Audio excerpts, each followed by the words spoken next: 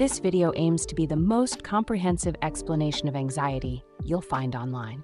If you follow the mindset and steps outlined here, you'll not only stop fearing anxiety, but also learn to use it as fuel for personal growth. If you often feel anxious, it's crucial to watch this video till the end. If it doesn't help, feel free to leave a comment about your experience. First, let's agree on something. Everyone experiences anxiety. It's part of our genetic makeup. In a way, anxiety is essential for human survival and reproduction. Without it, humans might have gone extinct long ago. Those who never felt anxious were probably eliminated by natural selection in ancient times. Anxiety, like aging, is something we can't escape as long as we're alive. We must face it.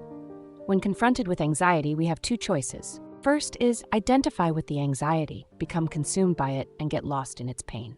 In this case, the anxious version of you replaces the real you. Second is don't identify with the anxiety. Instead, step back, observe the anxious part of yourself, and work through it. This way, you remain yourself, and anxiety becomes a tool that subtly pushes you forward and helps you grow.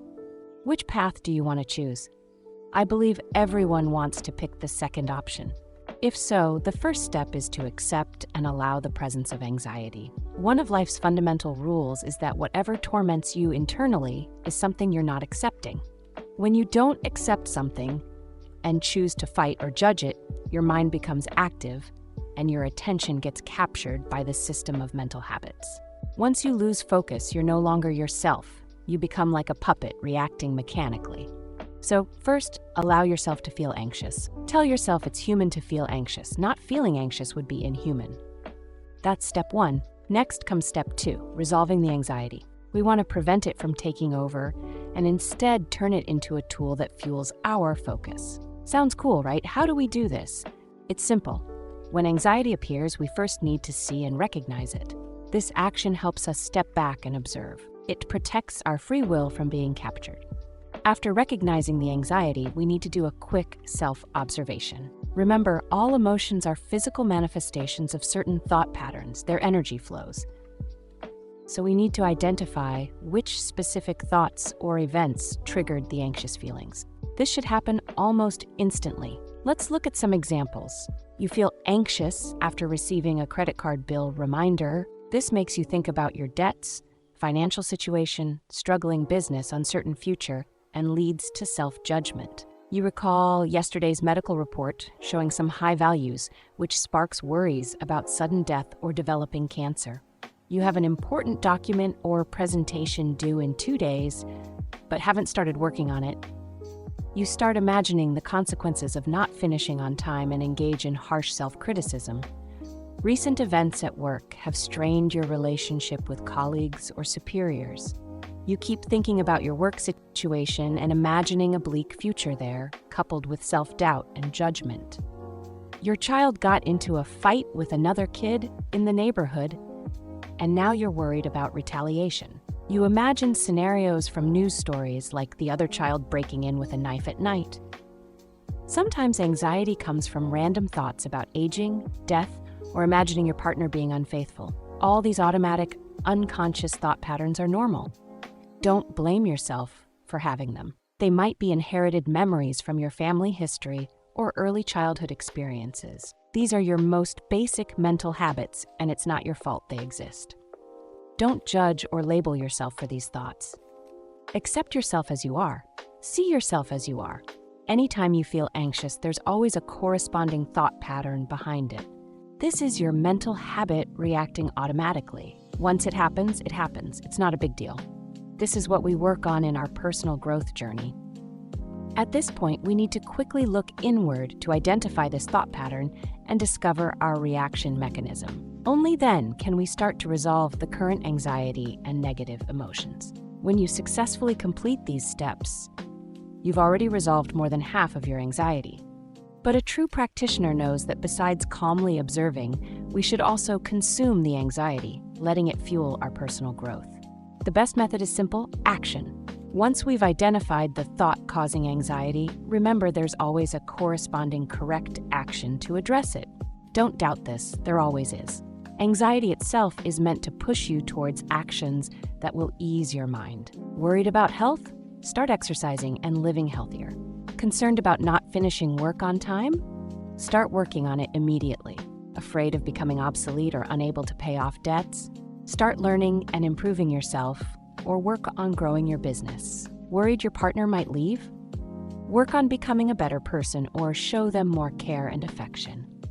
Afraid of retaliation? Go and reconcile with the person directly. If you've completely lost your focus due to mental habits, start meditating right away and practice strengthening your concentration daily. Once your focus improves, you naturally won't be controlled by compulsive thoughts anymore. You can always find actions that will reduce the likelihood of what you're worried about happening, or at least actions that will put your mind at ease. What else besides action can you rely on to change your anxiety? Your worries, fears, and overthinking, these mental activities, these illusions, do they help your current situation at all besides making you suffer? Not at all. However, many people struggle when it comes to taking action. Human nature tends to maintain comfortable, easy, and familiar states without changing. So while it's easy to say, use action to resolve anxiety, it's much harder to do, because it goes against human nature. Doing nothing and just overthinking is the easiest and most familiar state for you. I've already explained in detail how to overcome this tendency to procrastinate in a previous lesson.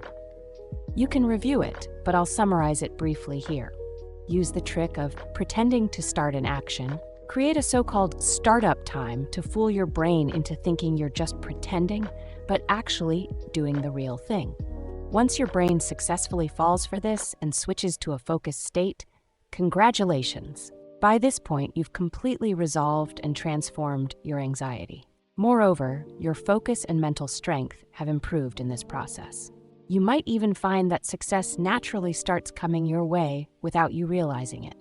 Think about it. From initially recognizing and self-observing to now successfully using anxiety as fuel to help you focus on taking action. Isn't this entire process exactly what we mean by practical self-improvement in daily life? We often talk about practical self-improvement, but what does it really mean? It means putting self-improvement into practice in your daily life.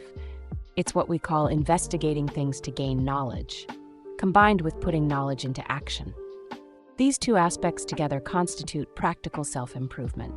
You might have noticed that in my videos, I never tell people things like, don't overthink, or don't have any thoughts or desires, and you won't have negative emotions. Because we're human, not divine beings. As long as we're living in this world, we can never control our thoughts completely. We can never achieve a state of no thinking unless we become brain dead or spend our entire lives meditating. You wouldn't want that, right? So I tell everyone to first accept and allow their thoughts and desires. Then use the power of strong self-observation to maintain your free will, to maintain this third-person perspective of, I am the observer of myself. Then immediately take action. You either bring your attention back to your body, return to the present moment, enter a meditative state to avoid being captured by the system, forcing a temporary state of no thinking, or you focus all your attention on doing something you should be doing right now, something beneficial that can alleviate your anxiety. If you're not taking either of these two actions, entering meditation or focusing on a task, then without a doubt, you've been pulled back into your psychological time by your thought activities. In other words, you're living in your imagination again. That's why you're suffering, why you've become an unconscious puppet suffering needlessly. Want to learn more? Follow our channel and let's work on gradually improving ourselves. Take it slow and see you next time.